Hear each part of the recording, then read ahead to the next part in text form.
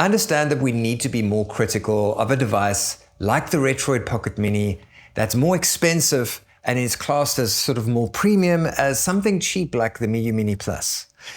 But we have issues and then we have major issues. And a major issue is the device is exploding, or the screen's popping out, or the device is just falling apart.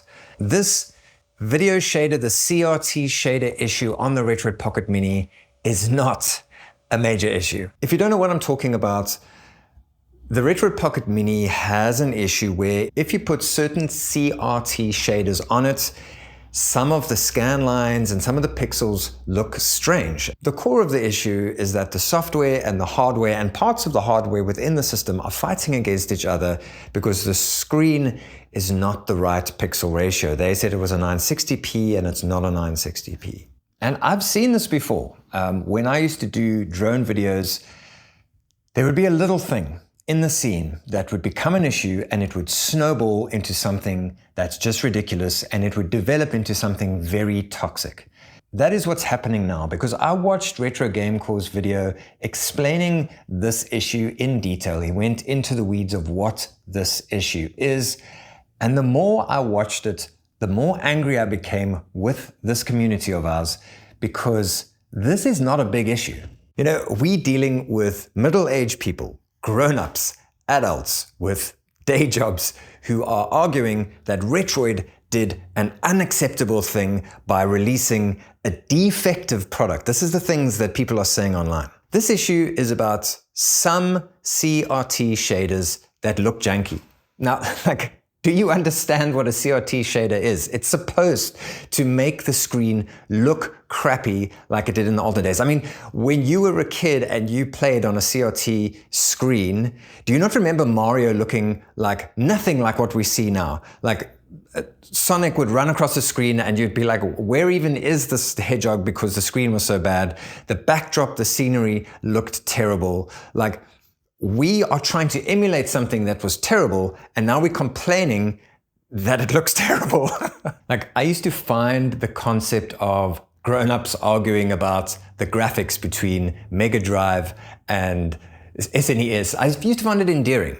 But now I'm realizing that there's a darkness to it, where people are taking this far too seriously. I mean, I do that. I argue about these silly little things, but I know that it's all in silliness because I go back to my real life, a real job with a wife and children, because it's just a silliness, like a break from the reality of life. And now suddenly people are thinking this is real. This is so serious, but it just isn't. Now let's retrace our steps with Retroid, because they found out the issue. They researched it, figured out that it was unfixable, reached out to the community and offered a poor one, but they offered a recourse on the problem. And now we sit with this complete storm of craziness. Now here's my view. I reached out to the media guy at Retroid and I said to him, I don't think that they should put as much stock as they are into this issue. There are very few industries where the consumer is this intrinsically connected to the manufacturer and has this much say into products that are being made. I really think Retroid should simply have offered an apology and maybe a discount on their next purchase, but this whole thing has really caused a problem for themselves and now created this toxic storm that I think could have been avoided. So let's be honest, if this was Powkiddy or Anbernic, they would have probably just ghosted us on the issue. Or they would have said, there is an issue, we're looking into it, and then ghosted us. I just wanted to make this quick video today to unequivocally say that I think this entire response from the community is